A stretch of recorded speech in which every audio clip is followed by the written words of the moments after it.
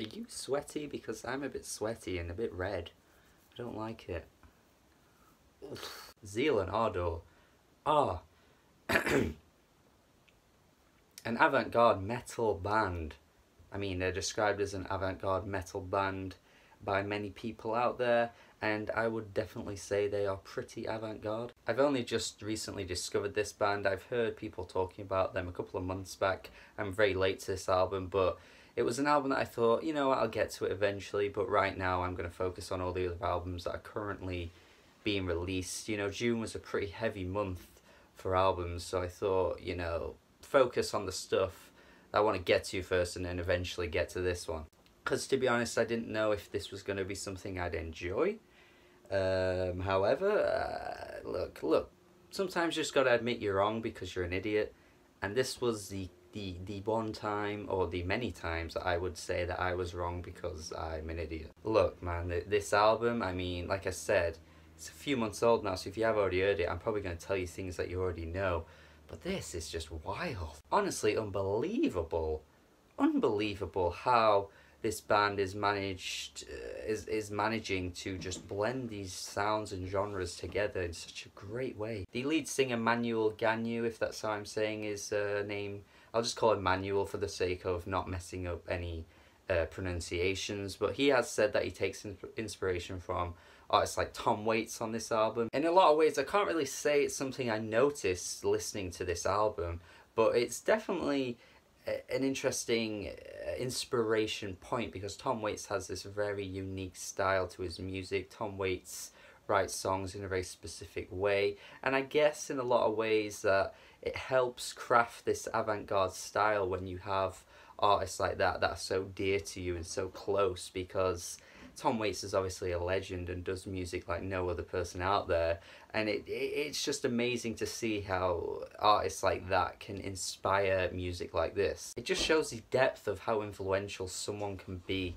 to push forward a band that now consider them an idol, but the sound is just completely off the wall and out of this world. Like, how the hell did they blend this soul sound, this very tribal, instinctual sound with metal music? I do not know. The vocalist has an absolute unbelievable command to his presence, you know? There's just something about the way he just sings.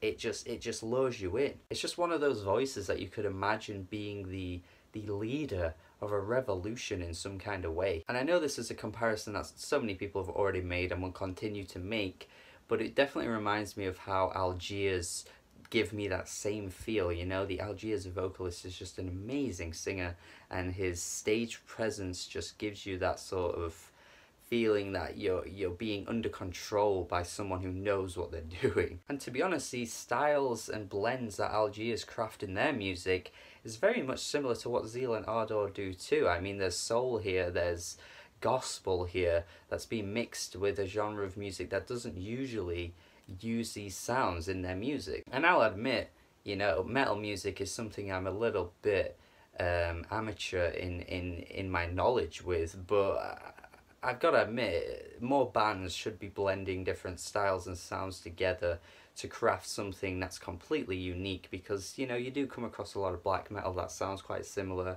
You know, thrash metal's pretty much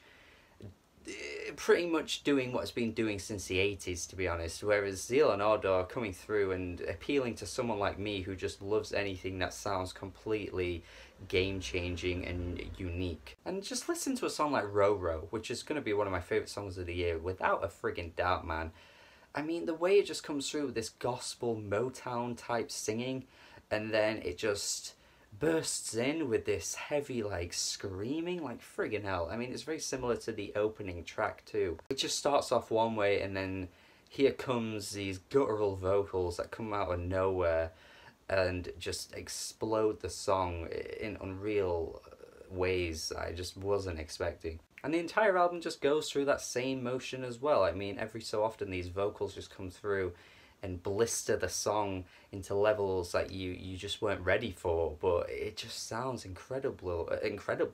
And the recording quality as well, for a relatively quite small band is really impressive. Stranger Fruit is just it's just a world that I want to be a part of, to be honest. Even though it's completely hellish with the lyrical descriptions and the depictions of how things currently are. I mean, I suppose there's a lot of metaphors on this album, but it's essentially just describing the world as it is, just straight to the point, telling us that things are fucked.